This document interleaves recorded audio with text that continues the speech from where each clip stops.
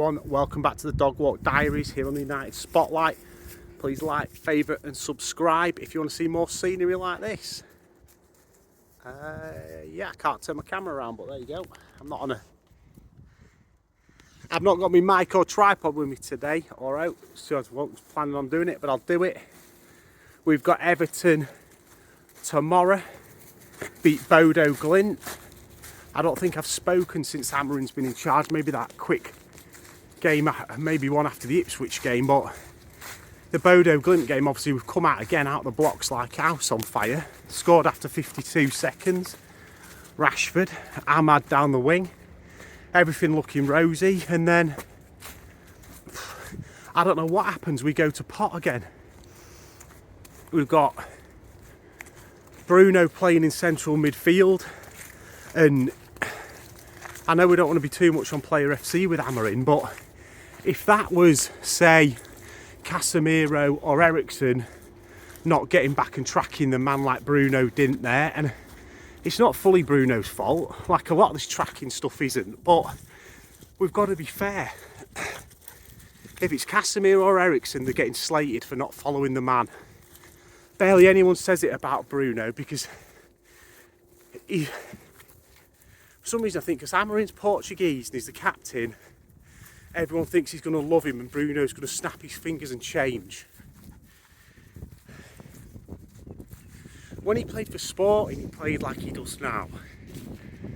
For the last 4 or 5 years at Man United, he's played like he does now. What makes people think that Bruno Fernandes overnight is going to turn into some ball playing number 8 or 10? It won't happen. And like, obviously, he played in the 10 role versus Ipswich. Amorims come out after and said, bloody hell, I'm out of breath. Climbing up hills again when I put videos on, but Amorims come out and said he does too many long balls. So he's dropped him into the 8. And can somebody please tell me how people think Bruno can be an 8? Because what do we all know Bruno can't do? Technical, close control, short passing, you know, all those things. What do you do as an 8 more than anything? You get the ball played to your feet in tight areas in the middle of the field where you need to be extremely technical on the ball and be able to turn with it and drive. When have you ever seen Bruno drive with the ball like Kevin De Bruyne or someone who gets it in the centre circle or deep in his own half and he runs all the way to into their final third? He don't do that. He don't do 1-2 pass and moves. And yeah, we're playing Bodo Glint. He played okay. When we come up against a Premier League team, and not even a good one, just one that's more physical, we're back to the same thing, where we've got no control in midfield. Agate can't do it. Agate is basically Fred 2.0. And he might be better than Fred. I'm just saying he's the same type of player, that he wins the ball, he runs a lot, he tackles a lot of people, but on the ball, he ain't that good. So he needs someone next to him who he just gives the ball to. And everybody's saying Mainu. Mainu's not the most mobile, and yes, he's good on the ball and he's calm. He's, 19 years old? You can't just stick Mainu in there and think that's all right. And a lot of people say Mainu's a 10. Anyway, he came through the youth setup as a 10. So we're still struggling in the midfield because personally I think I would play Agate and Ericsson, and that might be controversial because people say Ericsson's too slow, and he probably is, but at least Ericsson's technically good and you've got Agate's legs around him. I don't think Bruno is technically good or good as a number 8.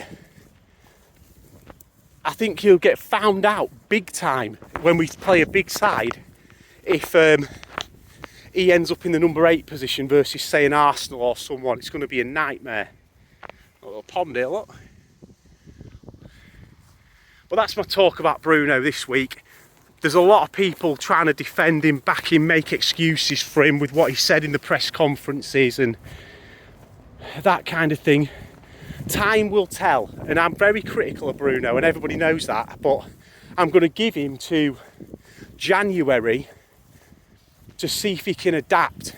And if he adapts, amazing. But I just don't see it happening. As for the 10s, Mount, there's a lot of Man United fans now talking about Mount like he's the saviour, like he's going to be amazing in this system and all that lot. Well, if you've watched my channel for any time or you've ever heard me before, I've always been a fan of Mount.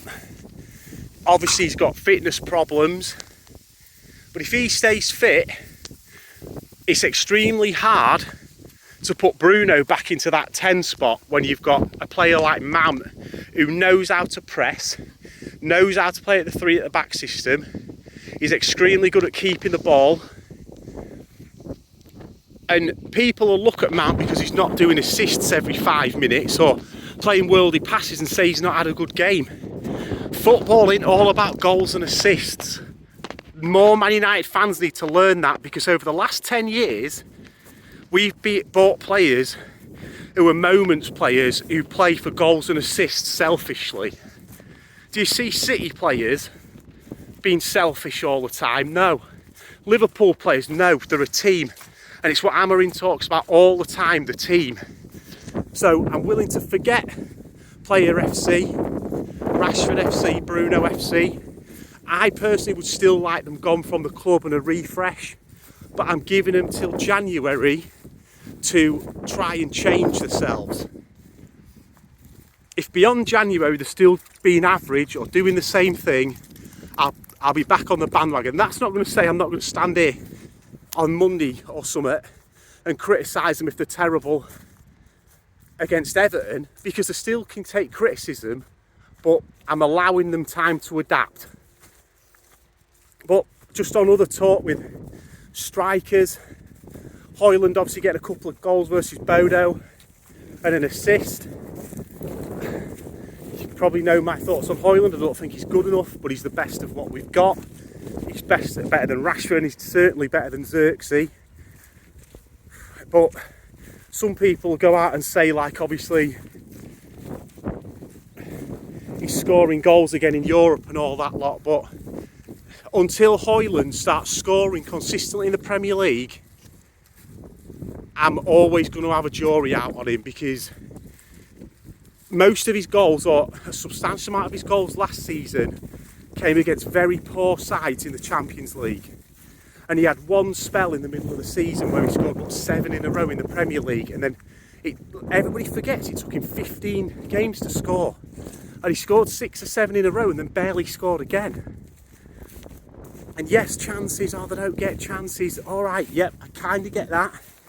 But you also, like I've said before, as a striker, you create your own chances by making the right runs, by not standing on defenders, those kind of things. And obviously some of it is service and chance creation, because we don't create a lot of chances. But the one thing I say that is a positive about Højlund is when he does seem to get in and around the box with a chance to score, he tends to score. The problem is he doesn't put himself in a position to score enough. And whether that's the team or him, toast! Whether that's the team or him is another matter. But I think we will beat Everton tomorrow. I'm going to say 2-0, going to go for positive. The team I would play is Onana, Mazwari, Dalit, and on the left Luke Shaw. Even though I can't stand Luke Shaw, I would play him because I'm not a fan of Martinez either. I think he's obviously injury prone, as we know, and this season he's been nothing short of poor. And people will say it was an Amorims instruction for him to vacate his position against Bodo, I think it was, the other day, leaving Malacia to get burnt. But for me, he's going, why ain't Malacia going in there and and Martinez staying a bit deeper. Maybe it's lack of knowing the system, maybe it's lack of communication.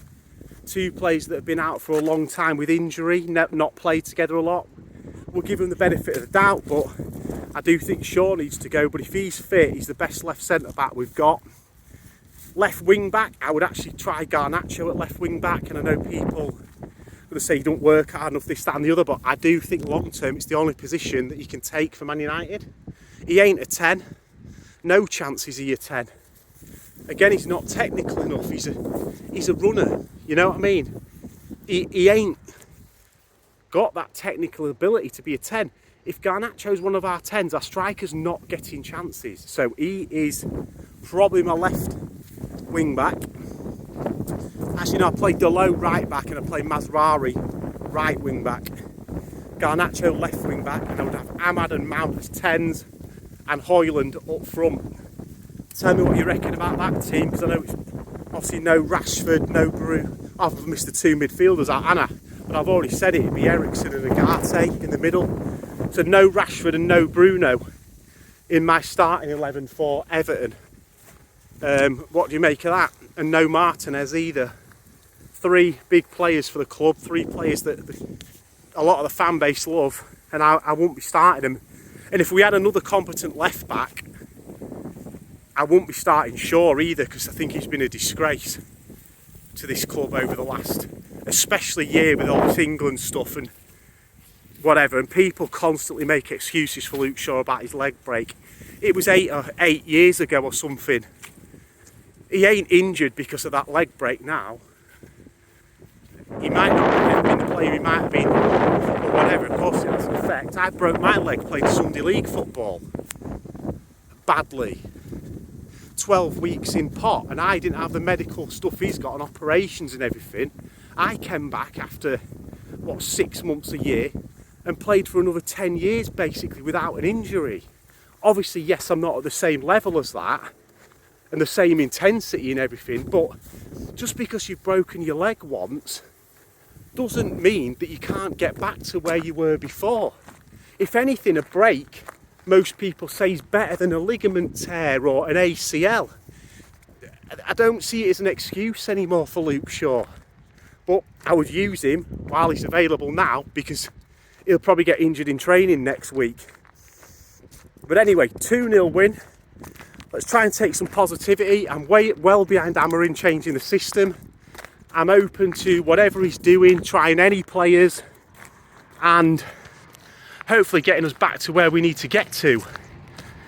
Pushing for that top 4 this season, or thereabouts. It's a long stretch, but we could make it. And yeah, I'm back at the car now, so I will see you in the next video, and hopefully we've got a win. Toast in. See you later everyone. Like, favourite, subscribe. Poosh.